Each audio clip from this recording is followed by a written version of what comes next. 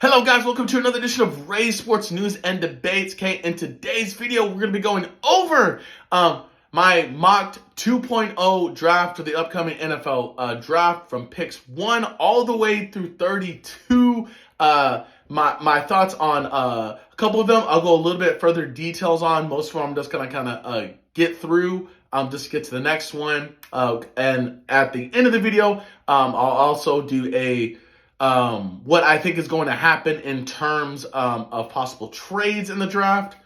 But yeah, guys, without further ado, let's get into it. Okay, with the first overall pick, I think it's a foregone conclusion at this point. Although I did like Drake May's camp, I do think Chicago is going to go with the safer bet. I have them selecting Caleb Williams, quarterback from USC. Now, if you watched USC last year, they were barely above 500 team, but it wasn't because of Caleb Williams. He put up consistently good numbers. I think he has one of the best potentials in this draft class. I have him at number 2 in terms of where I would put him in the draft, but I do think Chicago's going all in on Caleb. So, number 1, I got Caleb Williams going to the Bears. At number 2, okay, we have the Washington Commanders. Again, another team that needs a quarterback. I think they go Drake May here. I really liked his combine. I think he has the arm. He has the talent. And I think you could start Sam Howell, who led the league in pass attempts last year. He could learn from that system and kind of grow into it. I don't think he needs to be the starter day 1. But, put Sam Howell out there for 4 games. Have Drake, learn under him before he takes the reins. At number 3, with the New England Patriots. Now, this one could go back and forth. Originally, I had Marvin Harrison Jr. at this spot. But I think with the potential, playmaking ability, I'm going to go with Jayden Daniels. Former Heisman Trophy winner from LSU, quarterback. Because I think that's what New England needs. They need a spotlight. They need a player that can attract talent to New England. Because now nobody wants to go to New England. Tom Brady's not there anymore. Bill Belichick's not there anymore. So, you got to give a shiny toy out there for all the NFL cats to come play with. And I think Jayden Daniels has that potential in terms of being a playmaker to attract people. They're going to be terrible this year, but they need to solve the quarterback issue first. At number 4, the Arizona Cardinals, I have them choosing Marvin Harrison Jr., the best catching prospect into this class. I think he's going to smash all his daddy's records. If you don't know his daddy, it's Marvin Harrison Sr. He played with Peyton Manning with the Colts. But Marvin Harrison Jr. at Ohio State was an absolute beast and an absolute stud. I think he could definitely be the first overall pick, but Chicago needs a quarterback. I have Arizona picking Marvin Harrison Jr. Right here. At number 5, my second wide receiver off the draft, I have the Chargers choosing Malik Nahirs. I think you lose Keenan Allen, you lose Mike Williams. You got to give somebody for Justin Herbert to throw to, and I think that's why they go Malik here. He could be Justin's number 1. You further grow that wide receiver core into being young and hungry and wanting to learn. It's Harbaugh's first year there. I don't think they're going to be they have the potential to make the playoffs, but you got to have people to throw to. And that's why I have Malik going here. At number 6, my third wide receiver off the draft, I have the New York Giants selecting Rome Udonzi. Sorry if I butchered that name wrong. The Giants need offense. Okay, you don't have Saquon anymore, so you need another playmaker, and I think Rome gives you that. At number 7. Tennessee Titans, I have them fixing the line first here. So I'm going to go offensive tackle Joe Alt. Like I said, you don't have Derrick Henry anymore. The quarterback position is really up in the air. I do think they're going to go with Will Levis as the starter. And I think you need to give him a line because that boy can throw the ball. And if the line's strong, I think the Titans have potential here. But I'm going to go Joe Alt here. At number 8, Okay, I'm having my first defensive player taken off the draft here. I have the Atlanta Falcons selecting edge rusher Dallas Turner.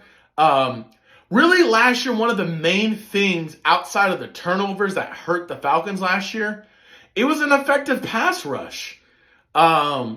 Teams basically did whatever they wanted to the Falcons in terms of throwing the ball. So if your secondary is weak, how do you limit that? You go pass rushing. You give the quarterback less time to throw the ball. He's more likely to throw it short or middle rather than you giving him time and him going over the top on you.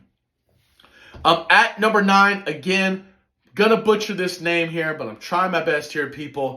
I have the Chicago Bears going defense here. I think the offense is fixed with Caleb Williams. I do think they're going to go an offensive guard and a right tackle in the later rounds. But I think right now you can fix one of the main issues for Chicago, and you can add another elite pass rusher.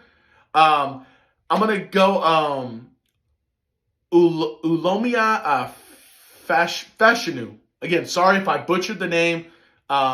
Look him up. He's a phenomenal pass rusher. Chicago needs pass rushing. At number 10, the Jets.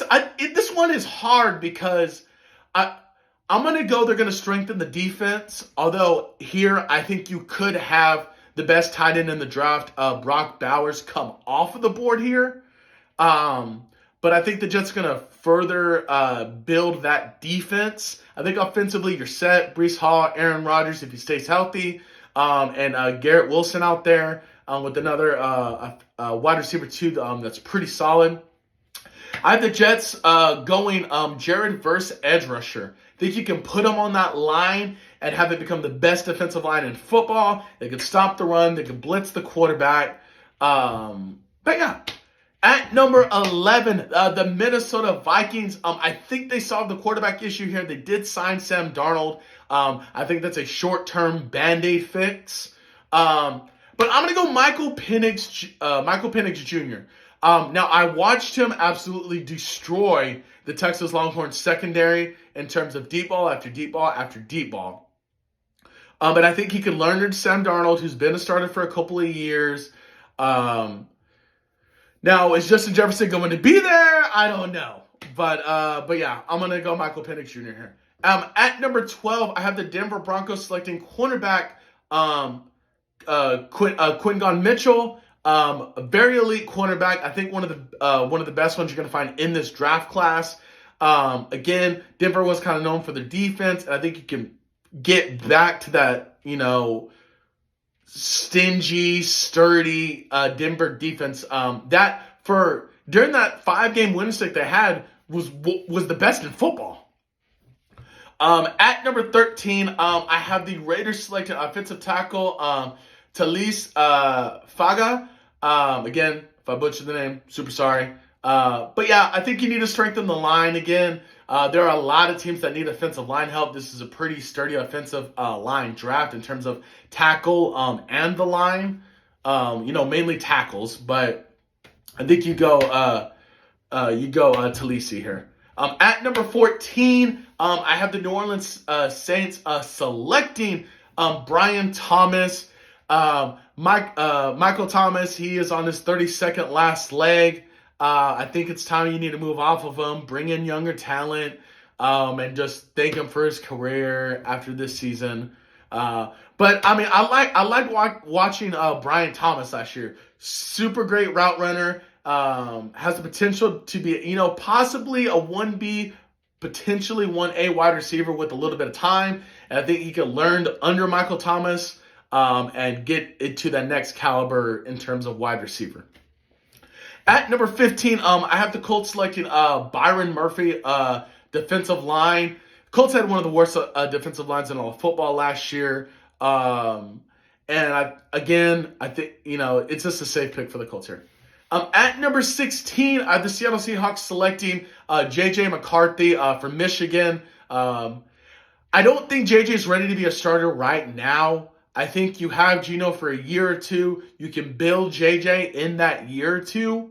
Then you can get rid of, Geno, bring McCarthy in, because really at Michigan, he's a good quarterback, but Michigan's main focus and main good point was the run game they had. They had 3 great running backs. But yeah, I'm going to go J.J. McCarthy here. At number 17, I have the Jacksonville Jaguars selecting Leite Lata. Again, super, good butcher all these names. Edge rusher. Jacksonville had one of the most inconsistent defenses last year. I think this solves that issue. At number 18, I am going to go with Brock Bowers here to the Cincinnati Bengals. I think you can further establish that passing attack with Brock there. Now, there is a rumor going around that the Vikings could possibly trade up from 23 to this spot to possibly get somebody. But right now, I got the Bengals selecting them. At number 19, I have the Rams selecting cornerback Terrion Arnold.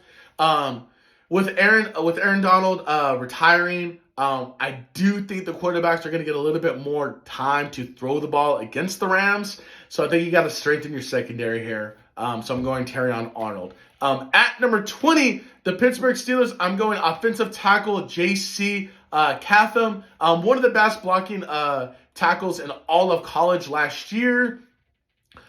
If Justin Fields is going to be the starter long term, I think you need to establish the line. Pittsburgh's had a really, really shaky offensive line the past 2 or 3 years. And I think if you can strengthen that, Najee Harris will be a more effective back, take the pressure off of Russell Wilson and Justin Fields. But yeah, at number 21, I got the Miami Dolphins selecting offensive tackle Troy Falani. Again, I think if you can give Tua more time to throw the ball, Miami turns into a better offense. It gives Tyreek more time to get open. It gives Waddle more time to get open.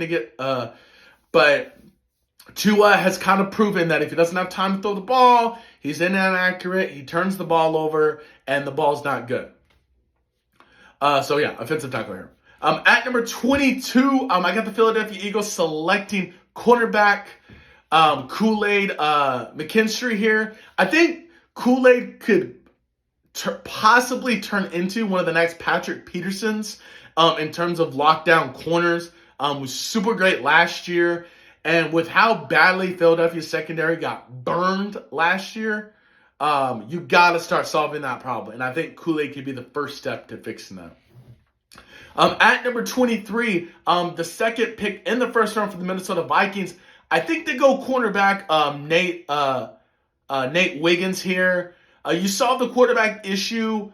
You're going to have a young guy. I think you can go Nate here, strengthen that defense a little bit, and kind of get back to what Minnesota was known for because you don't have Kirk there anymore. With Justin Jefferson possibly going to another team, you got to start focusing on the defense. If you can get a great defense, the offense you can build, in the later years.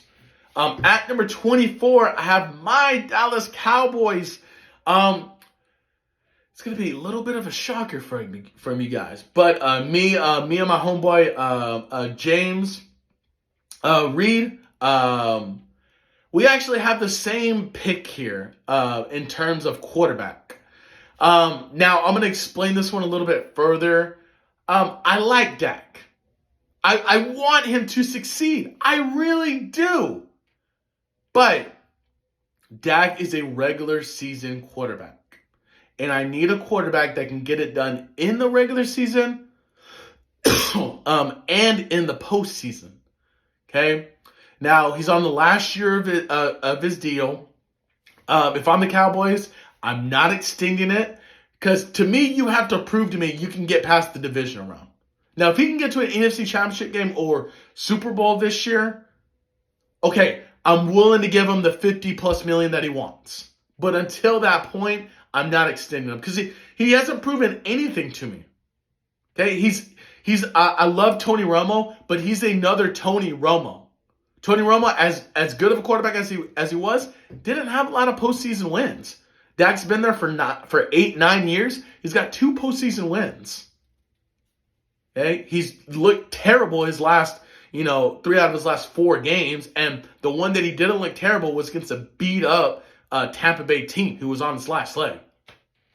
But I'm going to go quarterback Bo Nix here from Oregon. I really liked what I saw from Bo last year, and I think he could learn under Dak's wing for a year before possibly taking the reins next year. Because if they don't get past the divisional round this year, you move off of Dak, you move off of McCarthy.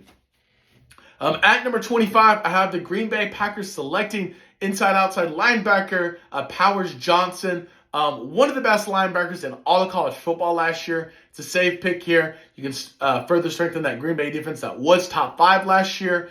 And it could help Jordan Love long-term if he doesn't have to score as many points. Number 26, Tampa Bay. I think their offense is pretty set, so I'm going defense here. I'm going cornerback Cooper DeJean. Pretty safe pick here. I think you can strengthen the secondary, add some depth to it for sure. But yeah. At number 27, their second pick in the first round, have the Arizona Cardinals selecting pass edge rusher Dominion Robinson. Pretty safe pick here. I think Arizona can strengthen the defense with an elite pass rusher, and I think that's what you get here. At number 28, I originally had Xavier Worthy going here, but I'm going to save him for later. I think number 28, the Bills are going to select wide receiver Adonai Mitchell. One of the more, I think, terms of could be a 2A, maybe 1B wide receiver with time. And if you're going to get rid of Diggs, you're going to need to have somebody to potentially take his place. And I think that's a set pick for the Bills here. At number 29, I got the Lions selected defensive lineman Jershawn Newton. I think you can put him on the line with Hutchinson, and that turns into the best defensive line possibly in all of the NFL. At number 30, I have the Baltimore Ravens selecting offensive tackle Amarius Mims. They brought in Derrick Henry. I think you can, officially turn this team more into a run-heavy offense. Derrick Henry still has legs. He's a power back. And I think with Lamar's decision-making in terms of running the ball, I really like it if they could get depth on that line. So if they get banged up, they can, sub people out. At 31, I have the San Francisco 49ers selected offensive tackle Tyler Gutton. Now, I like the line the San Francisco 49ers have. I think you need to fix the right tackle. They have an elite tackle either on the left side or the right side. I'm not 100%. But you need to fix the other side because the other side is extremely weak. But yeah. And at number 32, my last pick in the first round, okay, I have the Kansas City, your 2-time back-to-back defending Super Bowl champion Chiefs, selecting one of my favorite wide receivers to ever touch the field at the University of Texas. I have him going Xavier Worthy here. Now, if you don't know who Xavier Worthy is, you must be living under a rock if you didn't watch the Combine. He ran a 4.22 40, which is the one, if not the fastest 40 time at the Combine, beating Chris Johnson's record. But if I'm the Chiefs, my main focal point is still going to be Travis Kelce. But if I can get another speedster in there and take a little bit of the pressure off of Travis, I'm going to do that. Now, the reason I don't have Xavier Worthy going further up in the draft is because he is a smaller wide receiver. I do think he's going to need to gain muscle and experience. So that's why I have him going here. But I think he could potentially be in that category of being a somewhat like Tyreek Hill in terms of speed, being able to get himself open, separation off the jump. And that's why I like Xavier Worthy here. But possible trades that I think are going to happen. I do think the Bills are going to move off of Stephon Diggs. I think they trade him to Dallas for Dallas's first rounder this year, and possibly a first rounder next year or third and fourth next year.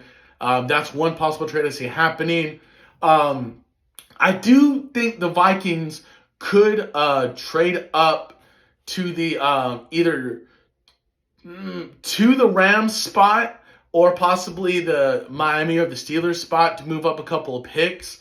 I do think they're going to get out of Justin Jefferson, and I think, because the Vikings are picking at 23 with their second pick, I do think you have the potential to talk to the Giants if they're going wide receiver. You can trade Justin Jefferson to the Giants. You can get a first rounder this year and their second rounder this year and a first rounder next year. And I think it works out long term for you. I wouldn't, possibly third trade. I do think the Saints need to get off of Michael Thomas.